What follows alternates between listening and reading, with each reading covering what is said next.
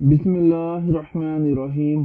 السلام علیکم ناظرین، تمام تعریفیں اللہ تعالیٰ کی پاک ذات کے لیے جو تمام جہانوں کی خالق مالک اور پروردگار ہے، اور لاکھوں کروڑوں اربوں خربوں درود اور سلام اللہ تعالیٰ کے آخری نبی اور رسول حضرت محمد مصطفیٰ احمد مجتبیٰ صلی اللہ تعالیٰ علیہ وآلہ وسلم پر۔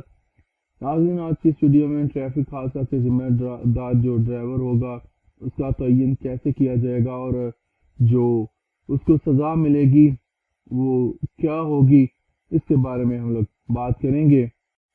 ناظرین، لاہور شہر میں ہونے والے ٹریفک حادثے کا اصل ذمہ دار کون ہوتا ہے، اسی بات کو مد نظر رکھتے ہوئے ڈی آئی جی ٹریفک جو ہے ان کے احکامات کے بعد ایک عملی تیار کر لی گئی ہے، جس کی تفصیلات کچھ اس طرح ہیں کہ جو ڈی آئی جی ٹریفک ہیں ان کے یہ جو احکامات ہیں جو انہوں نے دیے ہیں، تو اس کو مد نظر رکھتے ہوئے جو حکمت عملی بنائی گئی ہے اس میں انویسٹیگیشن ایویڈنس کلیکشن ٹیمیں بنانے کا فیصلہ کیا گیا ہے۔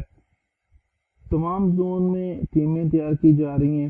ٹیم کسی بھی حادثہ کے فوراً بعد جو ہے وہ جب ہوا ہوگی وہاں سے شواہد جمع کر کے وہ ٹیمیں جو ہیں وہ ٹیم جو ہوگی وہ پولیس کو دے دے گی۔ ناظرین، پولیس حکام کا کہنا ہے کہ سینکڑوں حادثات کا مشاہدہ کرنے کے بعد ٹیمیں جو ہیں یہ تشکیل دینے کا فیصلہ کیا گیا ہے۔ تو ان کا مزید کہنا ہے کہ حادثے کا ذمہ دار جو ہے پولیس کا یہ مزید کہنا ہے کہ حادثے کا ذمہ دار اسے ٹھہرایا جاتا ہے جس کا قصور نہیں ہوتا، جس کا قصور ہوتا ہے اسے ہمدردی کی بنا پر فائدہ حاصل ہو جاتا ہے۔ چند قدم پر پیڈسٹرین ہوتے ہیں، پھر بھی لوگ جو ہے وہ پیدل سڑک کراس کر رہے ہوتے ہیں۔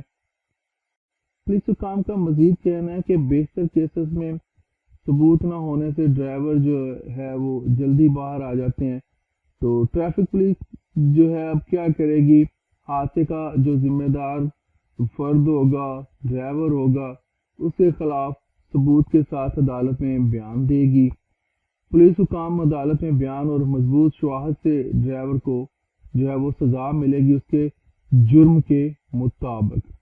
تو یہ بھی ہو سکتا ہے کہ پاکستان پینل کوڈ میں امینڈمنٹس کر دی جائیں۔ تو ناظرین، آج کے لیے اتنا ہی۔ زندہ رہا تو آپ کے ساتھ پھر انشاءاللہ اگلی ویڈیوز میں ملاقات ہوگی۔ اجازت دیجیے، اللہ حافظ۔